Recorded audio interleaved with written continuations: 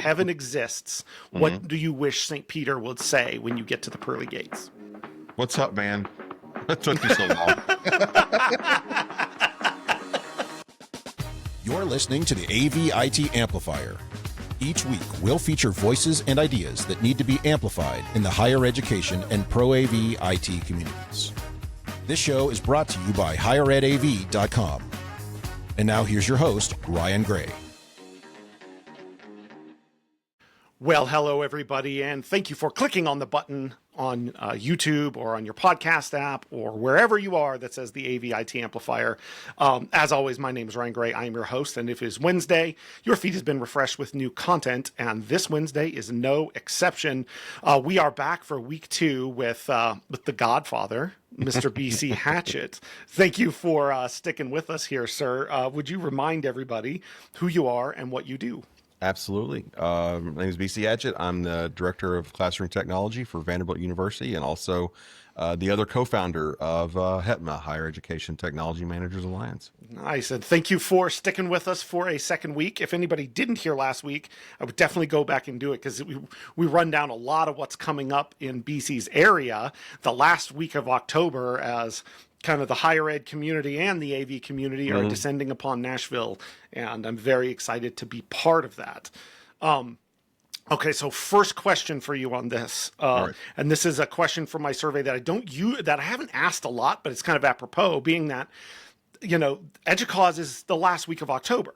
It runs right up to Halloween this year, which is kind of interesting. So we're all going to be, not in Nashville the week of Halloween. So what is your dream adult Halloween costume?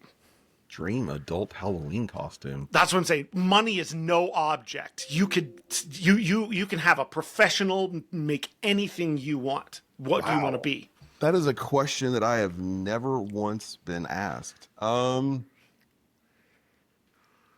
think it would be... All right, I'll go with the old standby. I would have a complete movie costume of the dude from The Big Lebowski. Yeah. That's exactly what it would be. Yes. Full, with the professional beard and the whole thing. Everything. Yes.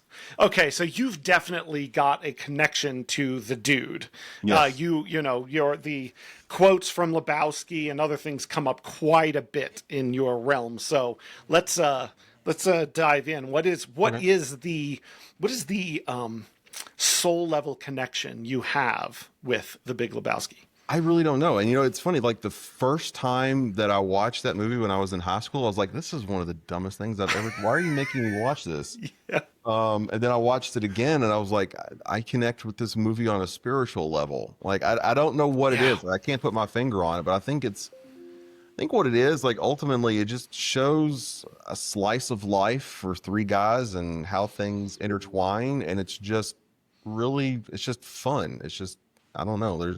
It's like it's pushing an agenda or doesn't have, any kind of overarching message. It's just, we're going to watch these guys go through life in a really, really weird circumstance. That's funny. I remember the first time I saw it too, like, it's so almost manic at times. Yes. Just being like, what that, I can't believe this stuff, but it's like an earworm, right? Yeah. And then you're thinking about this and that, and then before long you go back and like, just, it is one of those things, like, I cannot believe it ever got made. There's like a studio executives were like, yes, fund that thing there. We're going to do exactly this. So. Yeah. And it goes from slapstick to whatever, like, it's one of those movies a couple of us around the office constantly quote, and there's a quote for every situation in life in that movie. So, all right, what's your favorite? What's your favorite quote?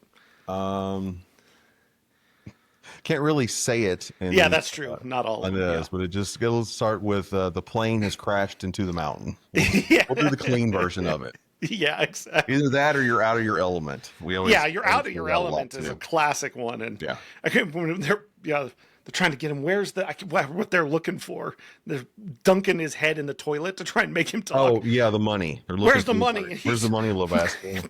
Pulls his head up. He goes, I don't know, but it's got to be down there somewhere. Look. So my claim, this is how I establish that I am a true and a fan. The last order of paper checks that Molly and I did, which has got to be before we moved up here.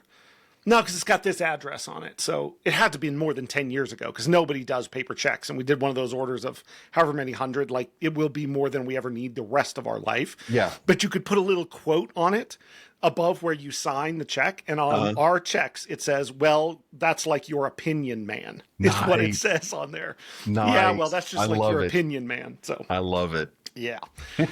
Cool. See, we could turn this into a Lebowski rewatch. We I would most do a certainly full rewatch with you on that. We should do that. We should do an episode. It's just a Lebowski watch along with commentary. So I'm confident we would get sued for that, but we should definitely try it. probably, but No, but everybody does stuff like that on these now. yeah, as long as we talk over it enough where it doesn't trigger. Yeah, for it to get taken down. Yeah. Cool. But that's one of the movies. Like whenever I head over to ISC, like I always kick off my plane ride with watching it. Kind of helps get the mind cleared.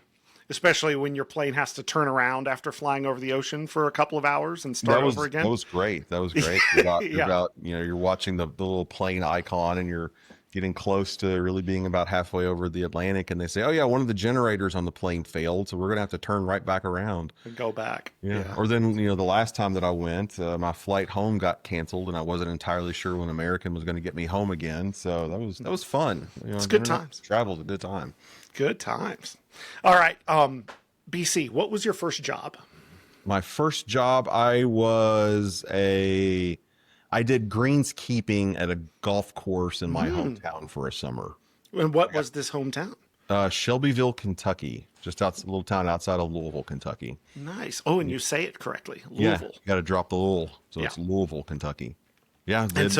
Did grass cutting and drove the nice little cart that everybody tries to hit with the golf balls at the driving range and made a whopping $2.15 an hour in all the golf I could play. Wow. Yeah. Nice. Okay. So how much golf did you play? Not a whole lot. I'm not a big golfer. So okay. I'm obviously not a golfer. So, well, that's a Lebowski one. Yep. Obviously you're not a golfer.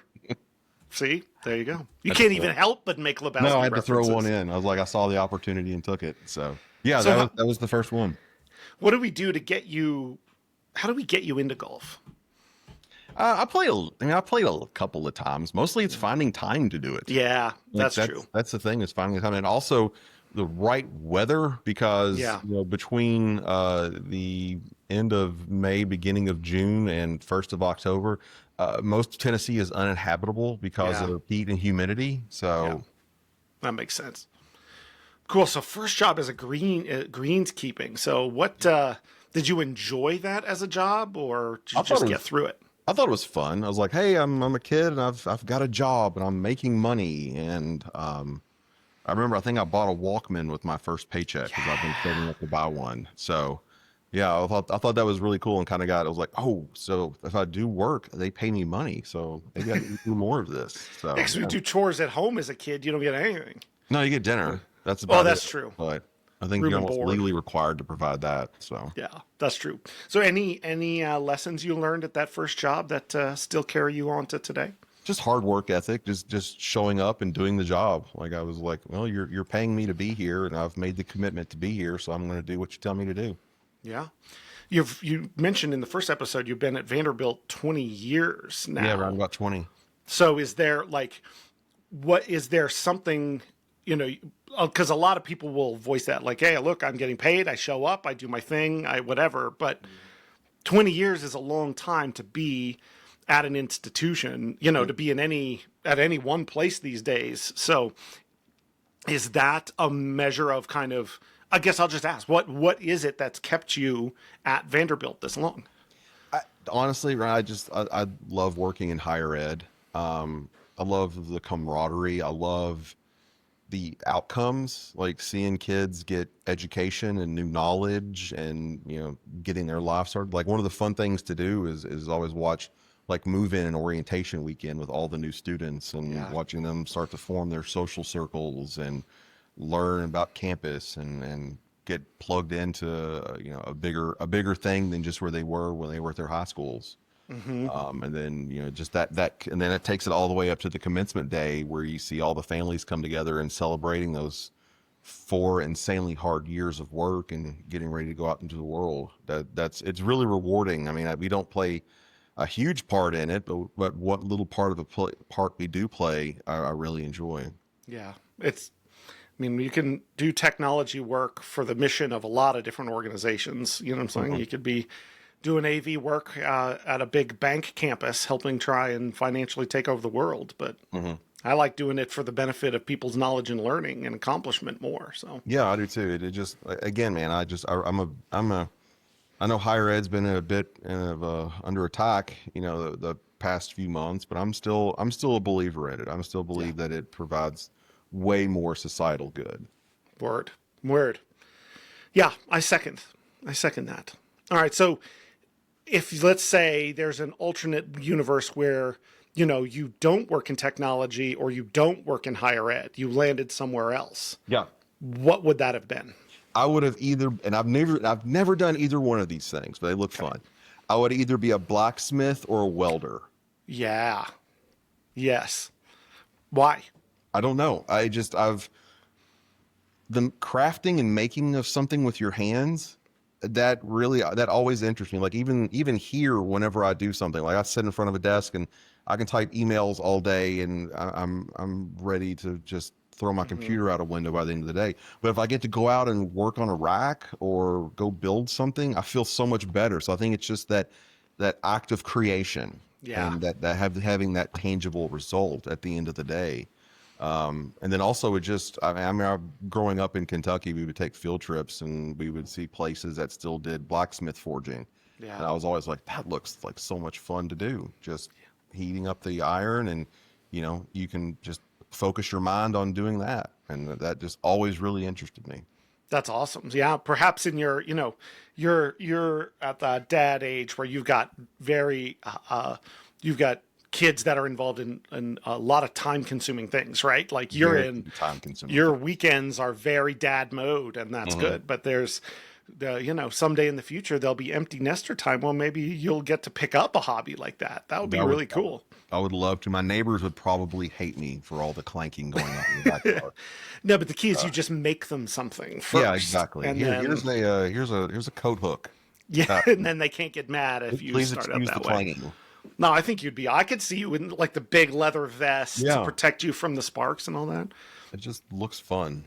Yeah, building things in the real world is, we know, right? Your oxytocin in the human brain is designed for that very thing, right? Is the completion of a long task, the creation of something. So yeah, that's cool. All right. Well, if you want to get trained in welding, we do a welding certificate here at Yavapai College. So you can come out here. We'll train. We'll be on the way. We got a whole series of things out there. Do y'all do, well, I guess I could use tuition benefit to help pay for some of it. So yeah, we'll just, I'll sneak you in. Don't worry. Okay.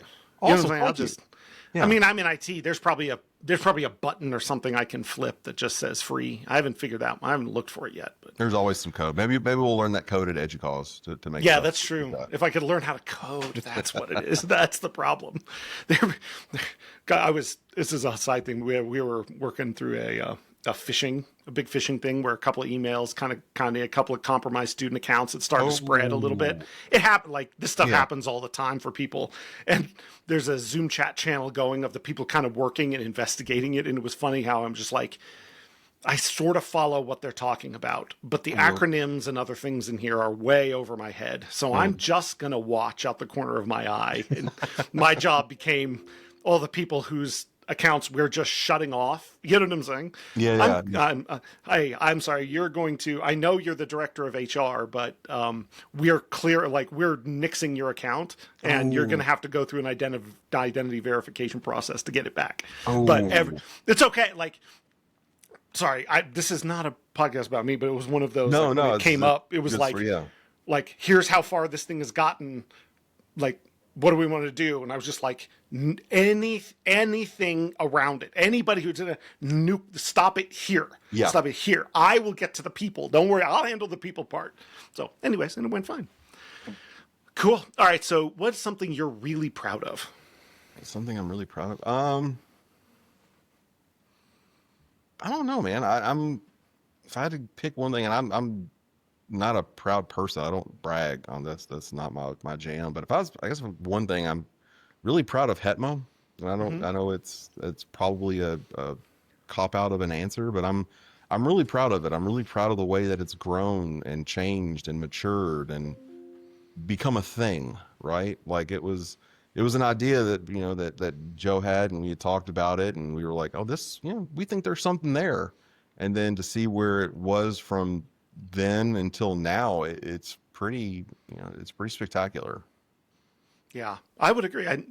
Don't let proud make you feel like boastful. You know what I'm saying? Like, even if it's your quiet contentment. You know what I'm saying? I think that would be it. I think it's. I'm very happy with it. I'm very, very happy with it. So that's awesome. Well, thank you for doing it. You know what I'm saying? It made a lot of difference for a lot of people, including myself. That's my favorite thing about it. Like when it was started, we never anticipated that it would have the amount of personal impact as it does. Yeah. All right. So, stealing a question. I haven't done this question before. I'm stealing it from Inside the Actor Studio that used to be on when I was. Oh, wow, younger. that's a throwback right there. It's a deep cut a little bit. Yeah. I would like to do it in that guy's voice, but I can't. He was a very dramatic speaker, but I don't. That's not how he talked. I can't remember how to do it right. But the question was, if heaven exists, what do you wish St. Peter would say when you get to the pearly gates? What's up, man? What took you so long? Yes. I firmly believe heaven exists, and I really hope that I get greeted about, hey, what's up, man? What took you so long? So that's awesome. We were expecting you a little bit ago, huh? Yeah, you should have been here about 10 years ago. What happened? I just stubborn, sir. I'm sorry. That's awesome. That's a great answer right there. Just like the high five. What's up, man? Yeah, you're in. Let's go. Very laid back, very informal. Just like, hey, what's up? Very Lebowski style heaven. It sounds like you've got set up. You know? Just kind of shuffle Casual. and look around. Like, what's going on around here? Yeah, definitely robes, right? Definitely robes. Very comfortable. Very comfortable clothing up there. Yes, very comfortable. I see that fits perfectly. I have a former boss. I asked him one time, when you retire, like, what do you want to do? This is my only goal for retirement is to not have to wear shoes anymore. There you go. And it was just like perfect. He's like, I don't care. I could, have a bar on the beach, but as long as I don't have to wear shoes, I know I've done something right. So. No shoes, no shirt and tie or sport coat or anything at all like that. I'm just like, I just want to, like, that's my favorite part of winter is I get to come home and put on my ratty sweatpants every day. And it just makes me happy. Just chill. Yeah. Nice. BC, what's something that you've recently changed your mind about? That's impossible. You're not supposed to change your mind. You're supposed to stay completely rigid on everything. Well, that's how it feels these days sometimes, doesn't it? But yeah, that's why I like that question. What's something I've changed my mind? Probably about, this is gonna be weird. Probably about eggs being gross. I used to hate eggs. I used to hate the smell of eggs. Mm-hmm. And, I don't know if my taste had changed or what, but now I'm just like, oh, that egg actually tasted pretty good. So I know, very weird, very left out of the ballpark answer, I'm sure, but that's about what I've changed. That's the most recent mind change that I've had. What was there a time, like sometime you had to have eggs and you had it and it was like, oh, that's better than I thought, or just something like, eggs are everywhere for breakfast. Yeah, like I was at an event and like the only thing they had for breakfast that morning was eggs, and I was like, I'm really hungry and I don't want to go without eating all day, so I'm just gonna suck it up and try some. I was like, oh, well, these aren't as bad as I remember them being. So, well, I've been when I do cook things, and it's not a ton, but I've been working on doing omelets, like how you get like a really light and fluffy, not burned, like melt in your mouth kind of omelets for eggs for omelets with good mix-ins and all that. That's, I get excited about that. That sounds really good, actually. I might have to go do that for lunch today. There you go. Well, if you're ever out this way, I'll make you. I'll make you. I'm on the plan now. I'll head out to Beanie right now. Nice. So I can do welding. I can do welding out there and get a fantastic omelet. You're well, you're putting the hard sell on, Ryan. You can make. Well, I guess it wouldn't be a cast iron. You could make a forged iron pan first, and then make omelets in said pan over your same fire that does your bellows. See, it's tying all together here. All coming together. This is a good plan. I like, you know what I'm saying? I like this plan for you. So someday that'll be what you get to. That's retirement. Making things for omelets. How far, you know how far away you are? Or are you too far out to even look? I'm probably going to end up working up until lunch on the day of my funeral. So. Oh, God. All right. So we'll see how it goes. You'll be giving that last time card to St. Peter. Yeah, like, thanks, man. I forgot to clock out. I guess I'll give these to you. I've never got to clock out. That was the only way I ever got to clock out, was just. I just feel like, oh man, I didn't get to use all my PTO. Yeah, definitely don't die with a lot of vacation time in the bank. Yeah, don't leave that on the table. Don't leave that on the table at all. Use it. Okay, so, and actually I have a vacation related question, which is, so let's say, same thing, like, money, no object. You get to you can drop and book a vacation right now. Where are you going? Where are you going? Who are you going with? Oh man, definitely. It's probably would just be me and my wife, because we need some time to get away, because you know how life is, man. It just catches up and beats you down. I don't know if I had that opportunity, I don't know if I would just go to a place. I would go to many places. Yeah. Like I would just drop everything and spend 3 months traveling wherever. Like one of those things where you just kind of wake up in the morning and you're sitting on the beach and you throw a dart. Oh, we're going to the mountains this week. Yeah. And then you just pick up and go there. And then, oh, well, let's go check out this city, and then pick up and go there. So I would not want to commit to a plan. I would just want to go. That's a great answer. And you're right. Like, all right, well, we're starting here, and then whatever seems best, like we'll stay here as long as we want, whatever seems best, then we'll just go. Yeah, exactly. When we travel, you never get that sort of freedom. Usually it's, you got to fly, you got to plan, you got to this, out. We want to eat at this restaurant. We definitely want to do this. And, we got to spend time doing this. And I'm just like, no, I don't want to do that. I just want to get up and go. And if I do something that day, cool. If I just sit around and drink coffee all day and look at something else, I'm happy with that too. Deal. That sounds very restful. Yeah. Yeah. That's what I want to do.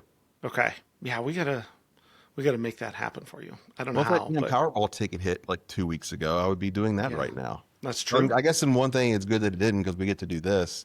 That's true. But if that Powerball ticket did hit, I would be a memory. Yeah, you'd never see me again. No more anything.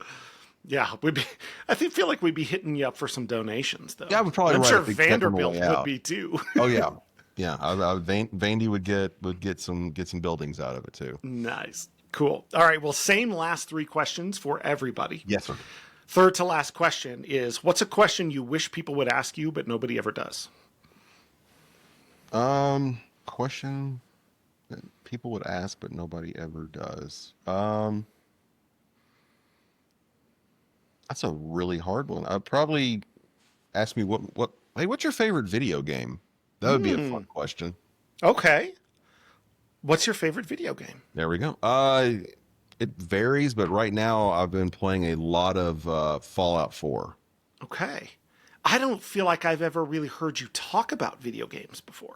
Yeah, I've played them. It's how I shut my mind down. So, nice. Yeah, I love like playing all the Fallout games. That's why when I think it was Amazon came out with the Fallout show, I got super excited about that. So, but yeah, that would be a fun question, because then we could start geeking out about video games. Sure. Okay. So Fallout. So I'm not a huge. I know I'm not a huge video game person, though. Like my wife and daughter and I, we've done Valheim, and then one called Stardew Valley, where it's more like, building a house and surviving, and you do it as a group. And I really like those. Like, Okay. I've constructed some cool stuff, but I know Fallout's a little more first person, go on missions, you know what I'm saying? Yeah. And surviving in a post-apocalyptic style universe. In a really zany post-apocalyptic style. Oh yeah, it's got like the 50s steampunk stuff with it. It's like, society didn't really progress out of the 1950s and 60s and that whole like time period. Yeah. Except with a lot of nuclear weapons. So yeah.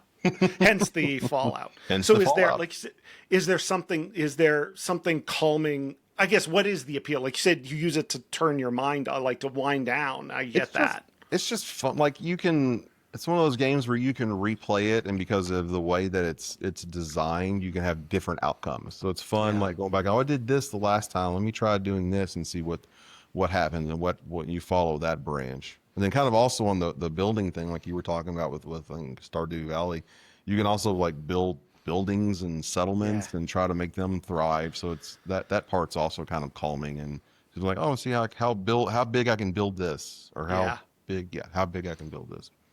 That's cool. We were playing Valheim, and I had this moment of like, my wife's like, okay, I'm going to go turn the farm, do the thing. And I was like looking at this and it's like, oh, the things though, the weather's kind of taken down. All right, I'm going to go repair and I was just like, we're doing chores. Yeah. We're literally, but it's so much more relaxing. Yeah. To do virtual chores than real chores. It's like, I don't mind doing it here, but if I was asked to do this in the real world, I'd be throwing a fit. Like, exactly. Be like, why do we need that thing anyway? Let's just get rid of it. I'm not fixing anything. Do something new. I don't want to mess with this anymore. I think that's fine. Video game, people like the video game industry dwarfs movie and television. Oh, like it's huge, right? Easily. And the psychology and what it means there. I think there's something really interesting about all that I've never had the time to really dive into. So someday when I retire and become a psychologist, I'm going to study that for sure. There you go. All right, second to last question, which would be, how would people get in contact with you or learn more about Mr. BC Hatchett?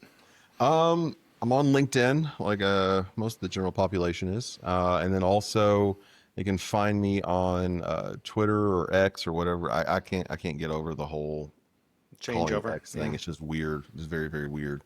I'm on that at BC Hatchett, and then email. You can get me for HETMA related stuff at bc.hatchett@hetma.org, or for other education or just chit chat is bc.hatchett@vanderbilt.edu. Yeah, and I encourage everybody too, if you're not in the HETMA community already, you should be, or if you don't log in regularly, go community.hetma.org and you can send them a message, watch for BC posting. Like there's great conversations going in there. And it's free, always will be free. So there's absolutely zero barrier to entry except for you going to community.hetma.org and signing up. Yeah. Come chat it up with us. There's a lot going on in there, which is kind of fun. Cool. All right. Last question. The old-timey newscasters and people used to have their signature phrase to end their broadcasts, like good night and good luck or something like that. So what is BC Hatchett's drop the mic sign-off phrase? All right, man. We'll talk at you later. Thank you for listening to the AV IT Amplifier. Join us again for next week's episode when we'll welcome a new guest who you'll want to hear from. We promise. Your host has been Ryan Gray. He's on the tweeters at Ryan_A_Gray, or find him on LinkedIn to connect. Please subscribe and give the show a rating and review wherever you get your podcasts. This show is brought to you by higheredav.com. The views expressed here are not necessarily those of our respective institutions, employers, or sponsors. Everyone hang in there, go easy, and we'll be back next week.